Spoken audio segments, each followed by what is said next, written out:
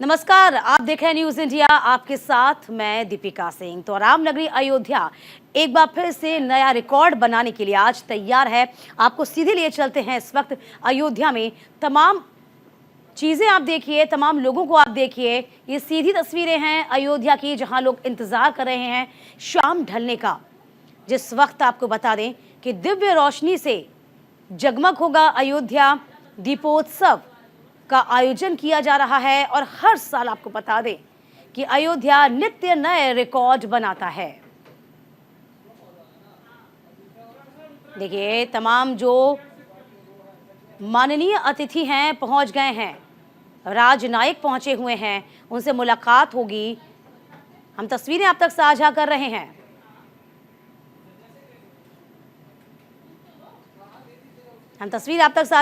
हैं। किस तरीके से यहाँ पर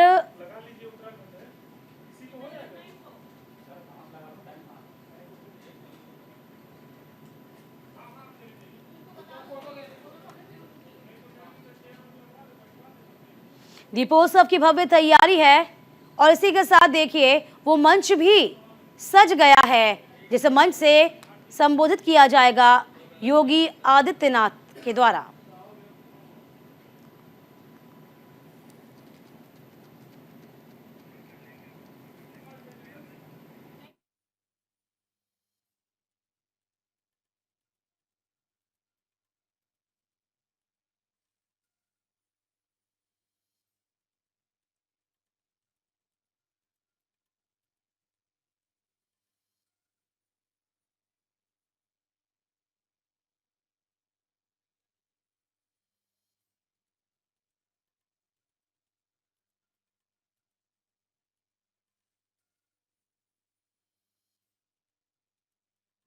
देखिए, हम तस्वीर आप तक साझा कर रहे हैं। जिस बात का जिक्र कर रहे हैं वो जिक्र देखिए आप, किस तरीके से यहाँ पर प्रतीकात्मक तौर से राज्याभिषेक किया जा रहा है। हम सीएम योगी आदित्यनाथ की बात करते हैं तो गुरु वशिष्ठ के रूप में आपको नजर आएंगे। जब गुरु वशिष्ठ ने किस तरीके से, जब श्री राम पहुंचे थे, भाई लक्ष्मण सहित, माता सीता सहित उनका राज्याभिषेक किया था।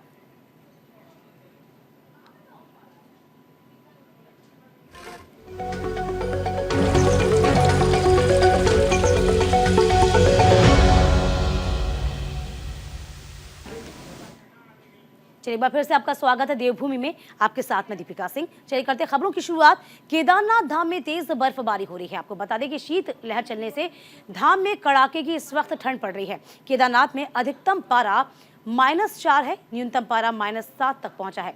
वहीं बर्फ की मोटी परत जम गई है। उधर धाम में बर्फबारी के बीच बड़ी संख्या में भक्त दर्शन को पहुंच रहे हैं।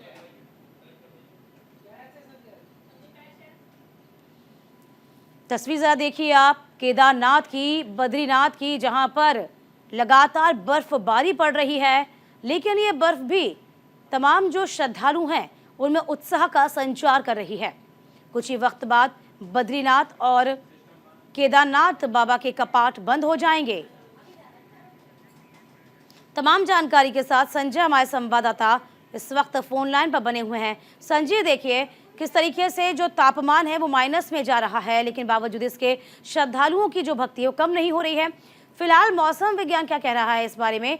आगे कब तक ऐसा अनुमान होगा, क्योंकि स्थितियां आगे और भी ठंड बढ़ेगी, स्थितियां और भी खराब होंगी? संजय। बिल्कुल दीपिका, लगातार ही हम देखते हैं कि केदारनाथ मंदिर एक ऐसा धाम है जो लगातार ही यहाँ जो पर्यटक होते हैं, श्रद्धालु होते हैं, उनसे गुलजार रहता है। लेकिन आप देख सकते हैं जिस तरह यहाँ पर बर्फबारी, बर्फ की सफेद चादर ढकी हुई है, तो कहीं ना कहीं जो श्रद्धालु है उसका लुत्फ उठा रहे हैं।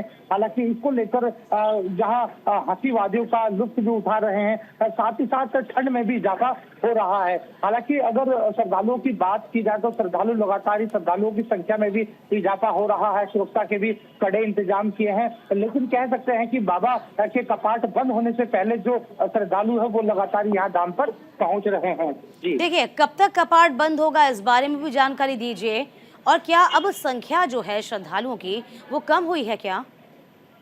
देखिए लगातार ही जो श्रद्धालुओं की संख्या है उसमें इजाफा हो रहा है। हालांकि जिस तरह लगातार बर्फबारी हो रही है उससे उसके कारण भी लोग यहाँ पर हंसीबाजियों का लुत्फ उठाने पहुंच रहे हैं। साथ ही साथ बाबा केदार और बिल्कुल, यानी बाबा कि हम संजय कह सकते हैं कि बर्फबारी का भी लुत्फ उठाया जा रहा है, चूंकि ये भी बहुत जरूरी हो जाता है, चूंकि चारधाम यात्रा कुछ ही देर बाद, कुछ दिनों के बाद बंद हो जाएगी, तो श्रद्धालुओं जो है अभी भी उत्साह से भरपूर नजर आ रहे हैं। बहुत शुक्रिया संजय, आगे भी आपका रुख होगा।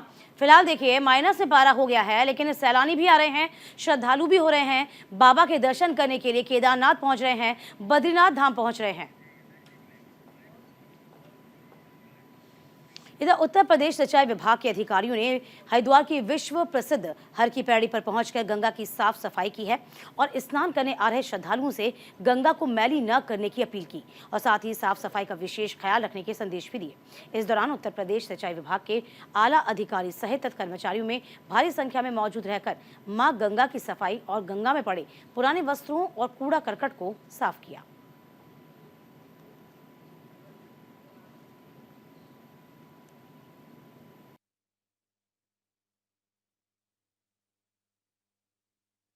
कि गंगा किनारे कुछ ऐसा मटेरियल भी पड़ा हुआ है जो उस वक्त से कवर नहीं होता, जहाँ मशीनें नहीं जाती। बहुत सारी पॉलीथीन है, कुछ लोग्स पड़े हुए हैं, लकड़ी के टुकड़े हैं, छोटी छोटी कावड़ के टुकड़े हैं। तो परसों जब हमने इंस्पेक्शन किया तो एक निर्णय लिया कि इसको हम एक अभियान के तहत सारा हमारे एम्प्लॉई, हमारा पूरा उत्तर प्रदेश सिंचाई विभाग का पूरा परिवार, पूरे एम्प्लॉई, ऑफिस में बैठने वाले बाबू, सभी एक दिन के लिए गंगा में उतरेंगे और हम लोग इसको कार्य को अंजाम देंगे। इधर हरिद्वार में 12 नवंबर और सोमवती अमावस्या पर स्नान पर्व मनाया जाएगा। दोनों दिन भारी भीड़ उमड़ने की संभावना को देखते हुए यातायात पुलिस ने यातायात और डायवर्जन प्लान तैयार किया है। अलग अलग जगहों पर पार्किंग और भीड़ बढ़ने पर संबंधित रूट तय कर दिए गए हैं।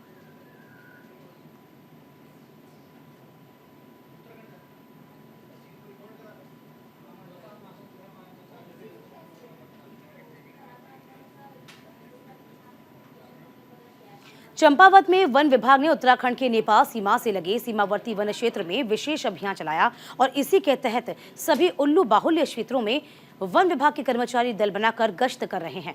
सीमावर्ती क्षेत्रों में वन विभाग के साथ एसएसबी के जवान भी इस गश्त दलों में शामिल हैं।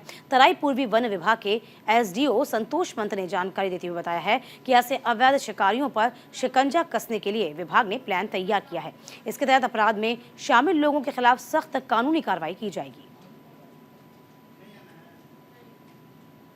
संवेदनशील क्षेत्रों में सतत रूप से निगरानी एवं गश्त किए जाने हेतु सभी संबंधित रेंज अधिकारियों को निर्देश निर्गत किए गए। इस संबंध में रेंज स्तर पर सक्रिय रूप से टीमें भी कार्य कर रही हैं, जो ऐसे क्षेत्रों में लगातार पिकेटिंग और गश्त इत्यादि कार्य करेंगी। इसके अतिरिक्त ऐसे जो भी अराजक तत्व पकड़ में आएंगे या चिन्हित किए जाएंगे उनके विरुद्ध भारतीय वन अधिनियम, वन्य प्राणी अधिनियम और भी जो सुसंगत अधिनियम होंगे उनके अंतर्गत कानूनी कार्रवाई अमल में लाई जाएगी और आवश्यकता पड़ी तो इसमें उन्हें जेल भेजने की कार्रवाई भी की जाएगी।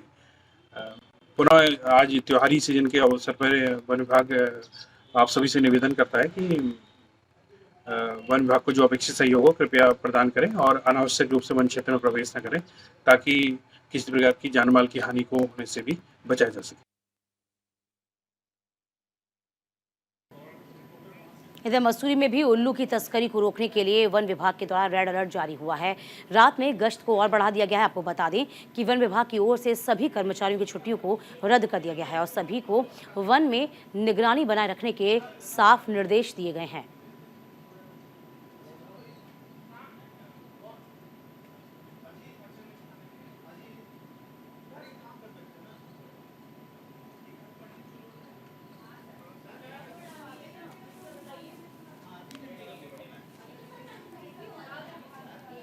देखिए, जो हमारे सभी वन क्षेत्र अधिकारी हैं उनको अपने अपने कार्य क्षेत्र में, सभी बीट अधिकारियों को अपने कार्य क्षेत्र में सघन गश्त और निगरानी रखने हेतु निर्देशित किया गया है। इसके साथ साथ एक जो हमारा जो खुफिया तंत्र है उसको भी एक्टिवेट किया गया है कि यदि कहीं से भी इस तरह की सूचना मिलती है कि असामाजिक तत्वों द्वारा पूजा पाठ के नाम पे या तंत्र मंत्र के नाम पे वन्य जीवों खास तौर पर उल्लू इत्यादि के कोई भी तस्करी या पकड़ने का प्रयास किया जाता है तो उनके विरुद्ध वन्य जीव संरक्षण अधिनियम के अंतर्गत जो है सख्त कार्रवाई की जाए।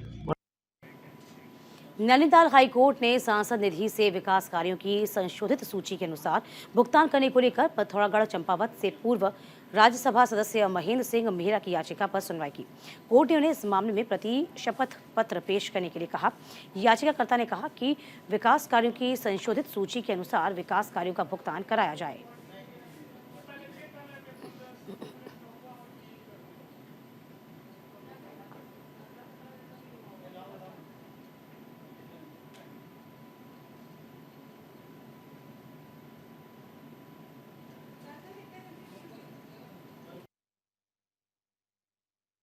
संशोधित लिस्ट है कामों की, उस संशोधित लिस्ट को आप अप्रूव कर दीजिए और उसी के अनुसार 2.5 करोड़ रुपया जो है हमारा 2.5 करोड़ रुपया जो है उसको आप फिर जाके रिलीज कर दीजिए। तो कोर्ट ने इसी बात में जो था कि हमने भारत सरकार को और उत्तराखंड सरकार को पार्टी बनाया है, उसमें से भारत सरकार का हो गया और जिलाधिकारी और चीफ डेवलपमेंट ऑफिसर का जो है उसमें जवाब तो दाखिल हो गया है। कोर्ट ने हमसे यही कहा कि आप इनका जवाब दाखिल कर दीजिए और 28 तारीख नवंबर की डेट लगाई हुई है, उस दिन इसमें उत्तराखंड की पहली योग नीति का प्रस्ताव तैयार कर लिया गया है। इस नीति में योग, नेचुरोपैथी, आध्यात्मिक के लिए बुनियादी ढांचा विकसित करने के लिए प्रदेश सरकार अधिकतम 50% सब्सिडी देगी। इसके अलावा आयुष हेल्थ वेलनेस सेंटर्स, स्कूलों में भी योग को बढ़ावा दिया जाएगा। वहीं योग नीति के प्रस्ताव तैयार करने को लेकर बीजेपी प्रदेश मीडिया प्रभारी मनवीर सिंह चौहान का कहना है कि पीएम मोदी और सीएम धामी की ओर से उत्तराखंड को लगातार विश्व पटल पर पहचान दिलाने की कोशिशें जारी हैं। उन्होंने कहा कि सीएम धामी प्रदेश के विकास को आगे बढ़ाने के लिए काम कर रहे हैं और योग नीति प्रदेश के लिए वरदान साबित होगी।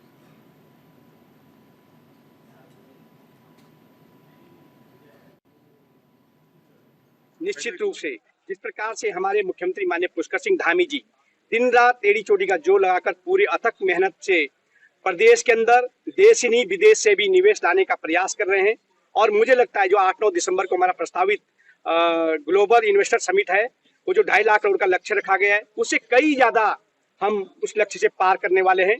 और अभी तक 1,24,000 करोड़ का जो हमको MOU हमारे साइन हुए हैं, ये उसका एक उदाहरण भी है।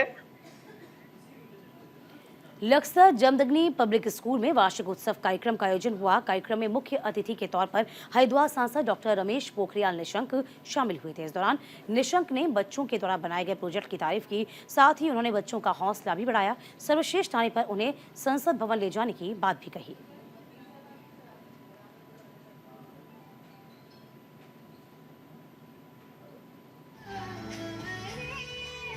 खेल के माध्यम से, विज्ञान के माध्यम से, कला के माध्यम से, विभिन्न माध्यमों से, संस्कृति के माध्यम से, सांस्कृतिक कार्यक्रम के माध्यम से किस तरीके से उसके किस क्षेत्र में प्रतिभा है उसको कैसे निखारा जाए।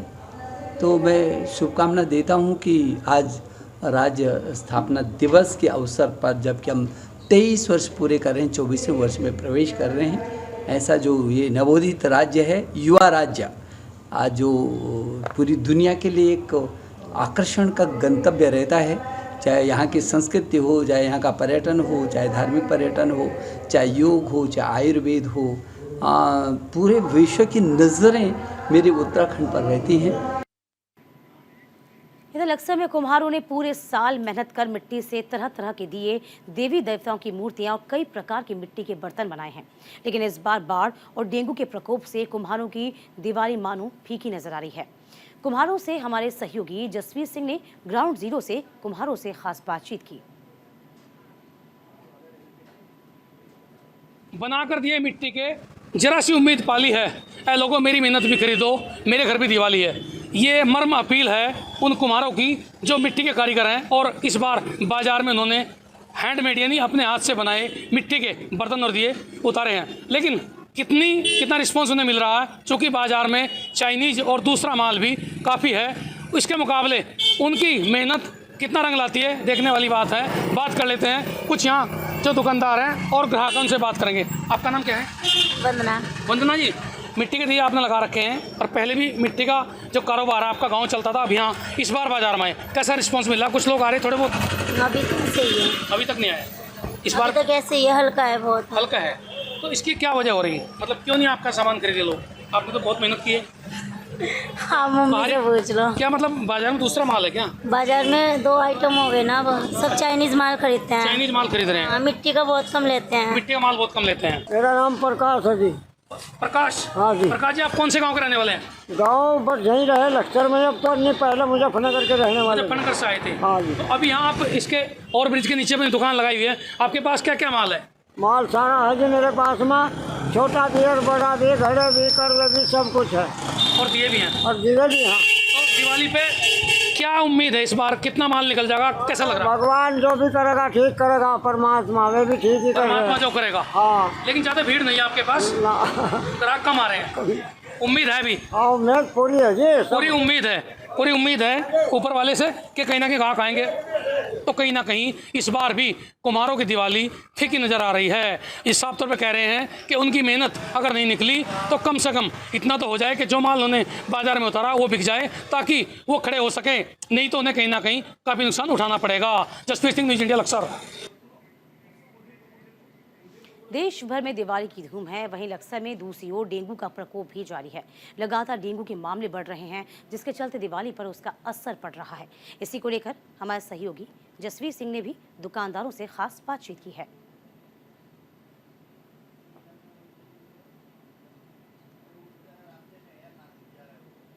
दीपावली आ गया है, बाजार सज गए हैं, लेकिन सबसे बड़ी दिक्कत यह है कि बाजार में ग्राहक नहीं है, ग्राहक बहुत कम है। क्यों ऐसी स्थिति बनी हुई है, बात कर लेते हैं। कुछ दुकानदार यहाँ मौजूद से बात करेंगे। दुकान पे सामान तो काफी, ग्राहक नहीं है, क्या वजह है? मंदा इसलिए जी, एक तो बाढ़ का कारण हो सकता है। अच्छा। और एक ये जो डेंगू बुखार वगैरह चल रहा है, इसकी भी क्षेत्र में बाढ़ आई और डेंगू का। हाँ। इस बार दीपावली में जैसे कि पहले बाढ़ आई थी, डेंगू का प्रकोप भी काफी रहा, उसका असर दिखाई दे रहा है मार्केट में? नहीं, ऐसा कुछ नहीं है। ऐसा नहीं है? नहीं है, ज्यादा असर नहीं है? ज्यादा असर नहीं। दुकानदार भी इनसे बात करेंगे। आपका नाम क्या है?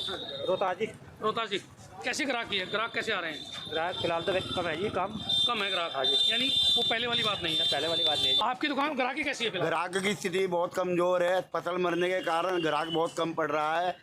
फसल सरकार को यहाँ किसानों पर भी ध्यान देना चाहिए, व्यापारी पर भी ध्यान देना चाहिए। अच्छा, इनके बाढ़ की वजह से किसान क्षेत्र, किसान बहुत कमजोर पड़ने की वजह से हमें बहुत नुकसान है। बहुत नुकसान है।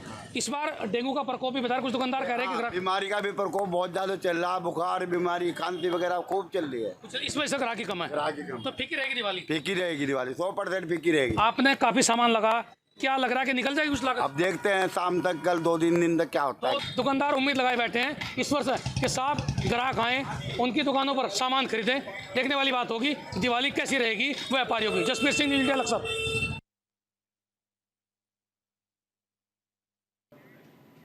इधर ग्राम विकास अधिकारी की परीक्षा में घपले सामने आए हैं। आरोपी यूके एसएससी के तीनों पूर्व अधिकारियों की जमानत हुई है। याचिका हाईकोर्ट ने खारिज कर दी है। पूर्व अध्यक्ष रघुवीर सिंह रावत, सचिव मनोहर सिंह कन्याल और परीक्षा नियंत्रक राजेंद्र सिंह पोखरियाल को पिछले साल 8 अक्टूबर को गिरफ्तार किया गया था। इनकी विजिलेंस स्पेशल कोर्ट में भी जमानत को खारिज कर दिया गया।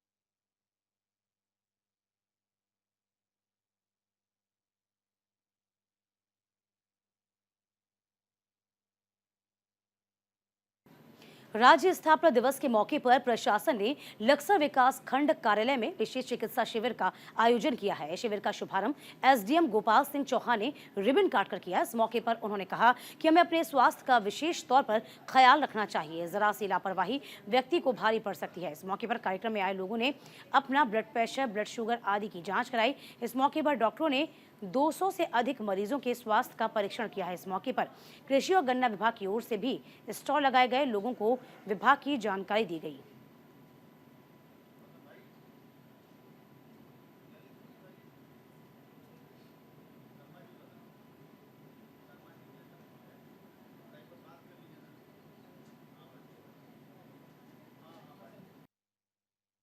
यहाँ पे ब्लॉक में कैंप की कैंप का आयोजन किया है, जिसमें मेडिकल का कैंप है और आपका समाज कल्याण है, कृषि विभाग है, हमारा तहसील का एक स्टॉल लगा है और अन्य जो भी विभाग है उनके भी स्टॉल लगेंगे इसमें।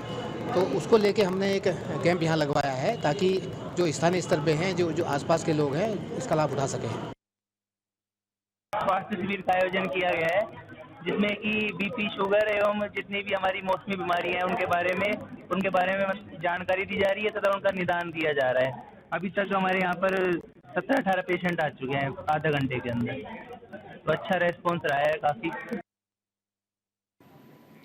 लक्सर में जिला पंचायत अध्यक्ष किरण चौधरी ने एथल, बुजुर्ग और बसेड़ी गांव में पहुंचकर जिला पंचायती निधि से स्वीकृत 50 लाख से अधिक की विकास योजनाओं का शिलान्यास किया। सबसे पहले किरण चौधरी एथल बुजुर्ग गुरुद्वारा पहुंचे, जहां उन्होंने 12 लाख की लागत से गुरुद्वारे के सौंदर्यीकरण के कार्यों का शिलान्यास किया है। इसके बाद बसेड़ी, खादर और बसेड़ा गांव में जिला पंचायत निधि से बनने वाली होने वाले इंटरलॉकिंग टाइल सड़क का शिलान्यास किया गया।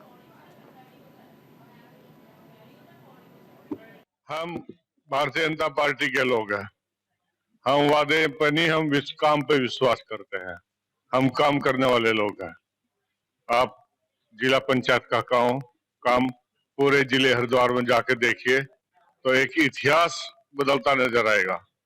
और आज मैं आप सबको इस पवित्र प्रांगण से दीपावली की, भैया दूज की, गोवर्धन पूजा की और आने वाला हमारा प्रदेश का स्थापना दिवस है, पूरे क्षेत्रवासियों की इसकी बधाई भी देना चाहता हूँ।